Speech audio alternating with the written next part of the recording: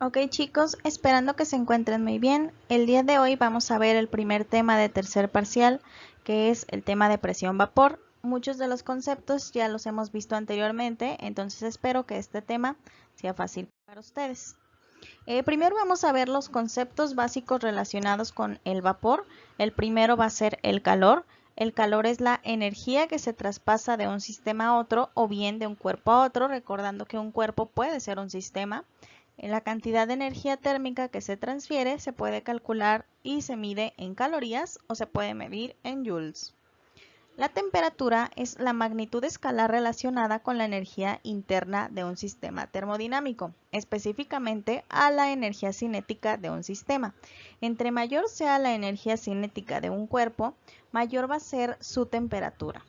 Y tenemos en el cuadro las cuatro escalas de temperatura: Celsius, Kelvin, Fahrenheit y Rankine, sabiendo nosotros que para gases utilizamos de manera tradicional en las fórmulas las unidades de temperatura en Kelvin.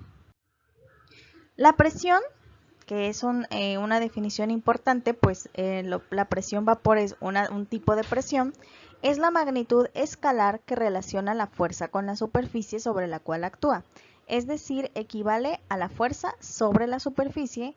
En el caso de un gas, en este caso es el vapor, la presión de un recipiente cerrado va a ser igual en todos los puntos.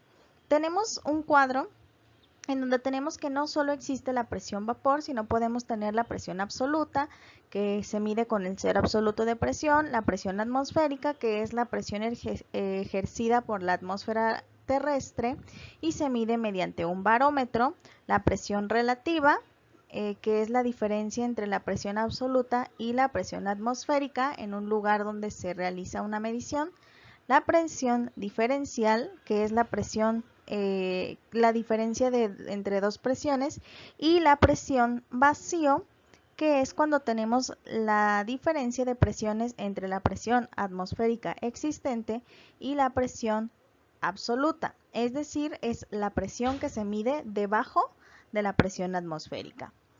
Tenemos en la siguiente imagen referencias de presión, donde vamos a utilizar para la presión absoluta o para la presión manométrica un manómetro, que es aquel instrumento para medir la presión. Para la presión atmosférica se utiliza un barómetro, y para la presión al vacío, que es menor a una atmósfera, se utiliza el vacuómetro. ¿Okay? ¿Qué es el vapor entonces? Comenzando con el tema. Pues bueno, nosotros sabemos que el vapor es el producto de un proceso llamado evaporación. La evaporación es el cambio en el estado físico que sufre algún líquido al someterse a un aumento de su temperatura hasta lograr lo que conocemos como punto de ebullición y transformar la materia de estado líquido a estado gaseoso. Nosotros sabemos perfectamente y en nuestra cabeza ya está el concepto de vapor, que es cuando yo tengo en una olla agua y la comienzo a calentar, va a llegar un punto en el que esta agua va a empezar a evaporarse porque llegó al punto de ebullición, que es cuando cambio de estado líquido a estado gaseoso. ¿Sí?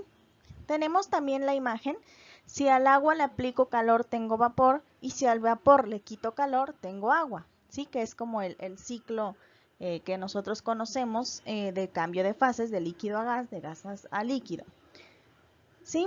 Si nosotros pensamos en el proceso de la evaporación, sabemos que en un principio, cuando comenzamos a calentar, pues las moléculas de agua van a estar en su fase líquida. Cuando se empieza la evaporación, empiezan unas cuantas moléculas a convertirse en vapor, y ya en el punto de ebullición es cuando empezamos a ver cómo se convierte en vapor el líquido, representado en las imágenes que observamos en la pantalla. ¿Por qué usar vapor o por qué hay importancia en el vapor? Pues bueno, el vapor se utiliza en el área industrial para generar energía eléctrica, como podemos observar en la imagen de la derecha, donde un generador de vapor puede ayudar al movimiento de una turbina, que a su vez ayuda a generar energía eléctrica. El vapor es limpio, es económico Se produce para su producción únicamente se utiliza agua y se puede transportar por ductos livianos. Estas características del vapor lo hace viable para diversos procesos industriales, aunque más adelante veremos su aplicación específica en el área de alimentos.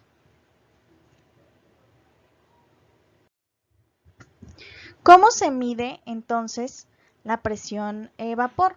Pues bueno, si nosotros lo queremos hacer de manera física, imaginen que nosotros tenemos un contenedor cerrado en el cual colocamos el líquido inicial y tenemos un termómetro.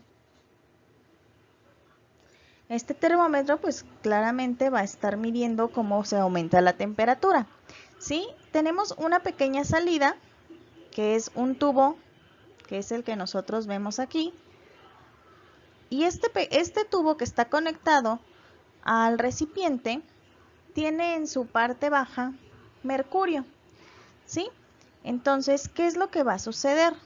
En el momento en el que empiezo a calentar el contenedor, la parte vacía se encuentra a una atmósfera de presión, es decir, a la presión atmosférica normal, la presión del ambiente, y entonces en el momento en el que yo empiezo a calentar y las moléculas de aguas empiezan a convertirse en vapor, en gas, entonces van a comenzar a llenar el recipiente, ¿sí? Va a llegar un punto en el que estas moléculas pasarán el tubo donde tenemos el mercurio y entonces lo que van a hacer es que van a empujar el mercurio o van a empujar el líquido que se encuentre dentro para que podamos medir de acuerdo a la diferencia entre la altura inicial del líquido que se encuentra dentro versus la altura final después de haber llegado al equilibrio líquido-vapor. Entonces ahí vamos a poder medir la presión vapor de un componente. ¿Okay? Ese es el procedimiento experimental para poder medir la presión. Afortunadamente, estas mediciones de presión vapor en los líquidos ya son muy conocidas y ya se reportan o son comúnmente reportadas en tablas, donde en el eje X vamos a tener siempre la temperatura, mientras que en el eje Y vamos a tener la presión vapor, sí, ya sea en milímetros de mercurio o en atmósfera. En el caso de la gráfica que les presento, pues se encuentra en la presión vapor en milímetros de mercurio, que comienza desde 0 hasta 800 milímetros de mercurio, mostrándonos en la línea punteada pues una atmósfera de presión. Y tenemos como en el eje X conforme va aumentando la temperatura, tenemos una curva que va representando cuál es cómo es la presión conforme voy aumentando la temperatura. ¿Sí? Estas gráficas se le llama gráficas de presión vapor y pues puede ser de cualquier líquido solvente. Sin embargo, también la presión vapor ya se reporta en tablas donde puedo ver a qué temperatura, qué presión vapor tenemos en un líquido específico. Eso es decir, que son datos que ya se encuentran en la literatura. En el agua específicamente hablando, si tenemos, esta es una gráfica donde no solo se mide la presión vapor del agua, sino que tenemos el agua en sus tres fases, hielo, agua líquida y vapor. Si se fijan en el eje X, tengo mi temperatura que va de 0 a 100 y después supera los 100 grados centígrados hasta llegar a 374, es decir, en mi eje X, y en mi eje Y tengo la presión en la atmósfera, ¿sí?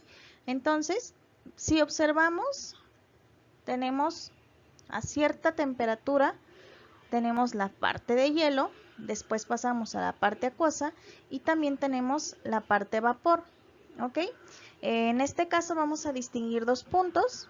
El primer punto que nos denota la gráfica, que se llama punto triple, que es cuando existen las tres fases en ese punto, es decir, el agua se encuentra tanto en forma sólida, líquida o gaseosa, y el punto crítico, que es el punto final, es el punto final de la curva cuando ya tenemos una coexistencia líquido-vapor.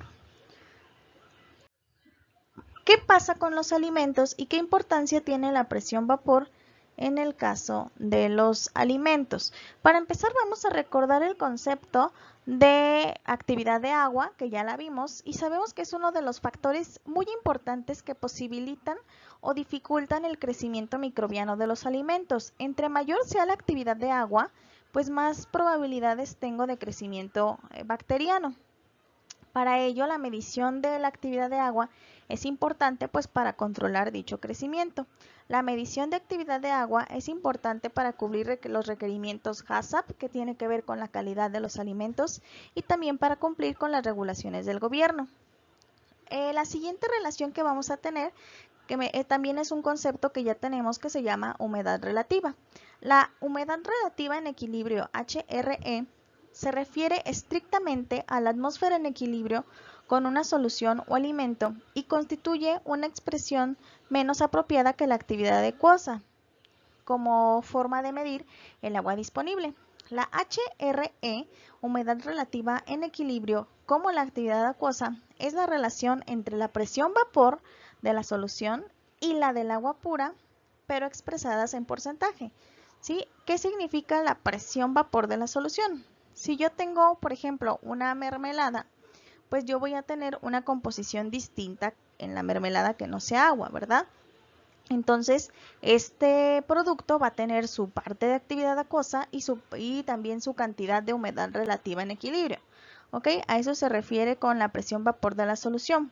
¿Por qué? Porque sabemos que dentro de los alimentos pues tenemos distintos componentes distintos del agua pura. Y ahí se mostró la fórmula. Relación de la actividad de agua y la temperatura, que también tiene que ver con los alimentos. Pues bueno, la actividad de agua depende de la temperatura, ya que eso también va a influir sobre la presión vapor del agua de las soluciones, pero el efecto es pequeño comparado con la mayoría de los solutos, salvo que las soluciones se encuentren saturadas, tengan mucho azúcar, tengan mucha sal o tengan algún soluto en muchísima cantidad. En tales casos, las cantidades de algunas sustancias de la solución y por tanto la actividad acuosa pueden variar mucho con la temperatura. ¿Por qué? Porque al aumentar la temperatura, si tengo una solución saturada, la puedo sobresaturar y va a cambiar su actividad acuosa considerablemente. Actividad acuosa finalmente y conservación de los alimentos. Pues bueno, muchos alimentos van a lograr la estabilidad desde el punto de vista microbiológico cuando yo elimino el agua mediante un método denominado deshidratación o agregando algún soluto, como ya había mencionado, comúnmente azúcar o sal, hasta alcanzar un bajo valor de actividad acuosa. En la deshidratación se le aplica energía al alimento en forma de calor, mediante un deshidratador o alguna estufa o algún horno.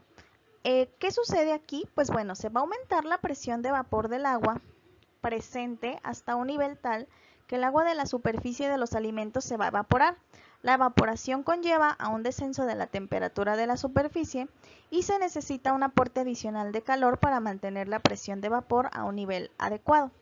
Conforme se va evaporando el agua superficial, se va reemplazando por otra procedente del interior que va a migrar a través de un proceso de difusión, convección o flujo capilar. La evaporación de la humedad de los alimentos se debe a la diferencia entre la presión a vapor de la atmósfera y la presión que tiene el alimento en su superficie. A medida que avanza la deshidratación, va a descender la velocidad de eliminación del agua, porque entonces la migración del agua a la superficie va a tener un límite, es decir, va a llegar un punto en el que ya no va a haber migración del agua interior hacia la superficie. Las capas superficiales se hacen menos permeables y el aumento de la concentración de los solutos reduce la presión vapor de la superficie. Para ello, para alcanzar el grado de desecación deseado, se hace necesario reducir la presión vapor ambiental o aumentar la temperatura del alimento. ¿Qué es todo este proceso?